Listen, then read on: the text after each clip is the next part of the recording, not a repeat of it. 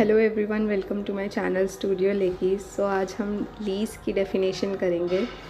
सो lease define है section 105 of transfer of property act 1882 के अंदर।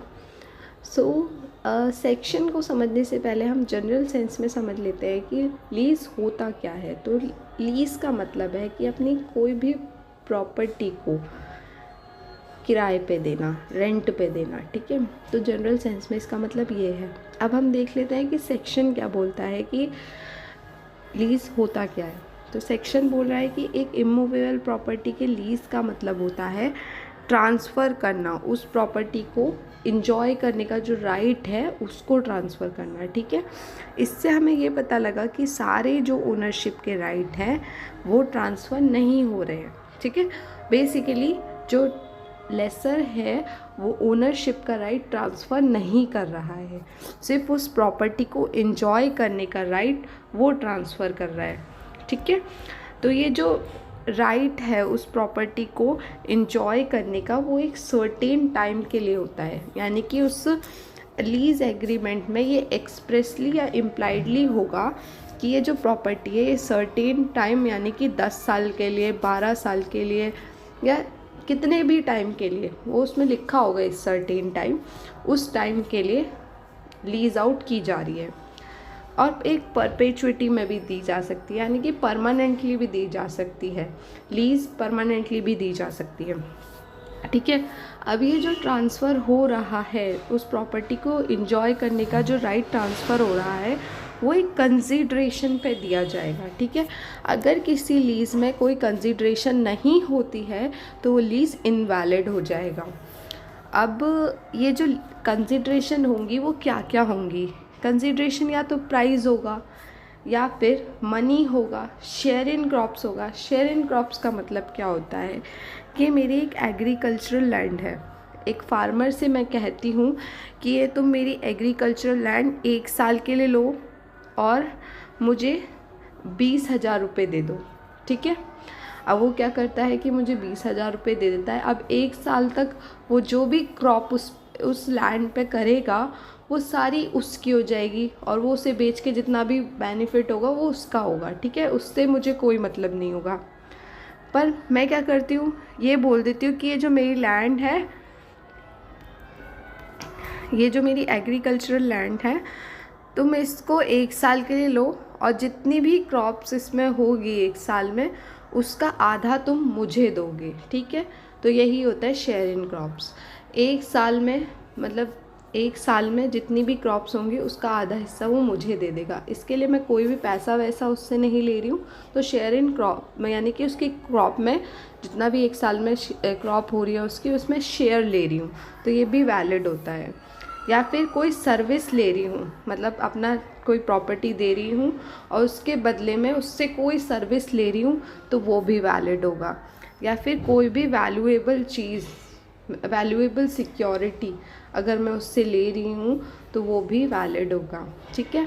अब ये जो कंसीडरेशन है ये पीरियोडिकली भी रेंडर, मतलब ये जो रेंट है ये basically money share in crop, ये पीरियोडिकली रेंडर किया जाएगा ट्रांसफरी के द्वारा ट्रांसफरर को, ठीक है। ट्रांसफरी करेगा ट्रांसफरर को पीरियोडिकली, या कुछ टर्म्स जो लीज़ एग्रीमेंट के अंदर होंगी उसे एक्सेप्ट करेगा और एक कंसिडरेशन देगा, ठीक है। तो अब इसी सेक्शन में के लेटर पार्ट में डिफाइन है लेसर, लेसी, प्रीमियम और रेंट।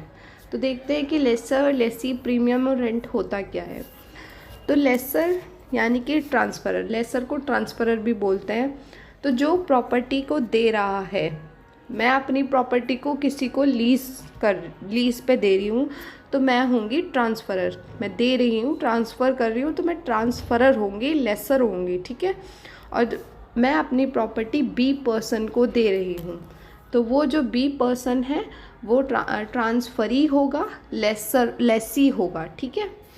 और अगर कंसीडरेशन में मैं प्राइस ले रही हूँ तो वो प्रीमियम हो जाएगा, और अगर कंसीडरेशन में मैं money, share in crop, service etcetera ले रही हूँ तो फिर वो रेंट हो जाएगा। अब रेंट और प्रीमियम में डिफरेंस जानना भी बहुत ज़रूरी है कि रेंट और प्रीमियम में डिफरेंस होता क्या है।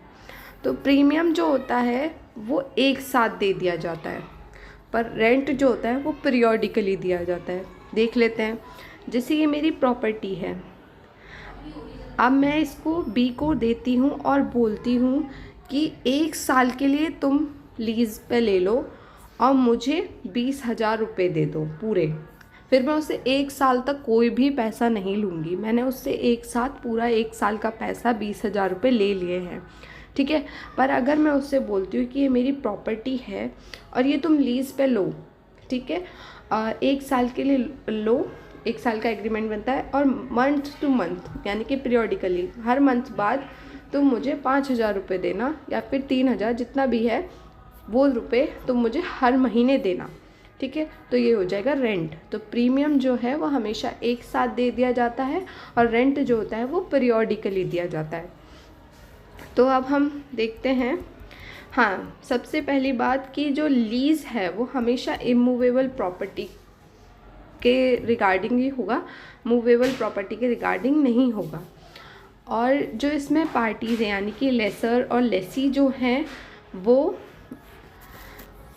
माइनर नहीं होंगे, मतलब हमेशा मेजर होंगे, क्योंकि ये एक काइंड ऑफ कॉन्ट्रैक्ट है। लीज़ जो होता है एक काइंड ऑफ कॉन्ट्रैक्ट है, इसके अंदर सब है, कंसिडरेशन है, एक्सेप्टेंस हो रही है, ऑफ़र दिया जा रहा है, एक्सेप्टेंस हो रही है, मतलब ये एक काइंड ऑफ कॉन्ट्रैक्ट है। तो जिस तरह से कॉन्ट्रैक्ट में माइनर नहीं परफॉर्म कर सकता, उसी तरह से लीज़ को जो है वो माइनर नहीं दे सकता, ना ही ले सकता है, यानी कि ट्रांसफ़र और ट्रांसफरी दोनों ही माइनर नहीं होंगे, ठीक है।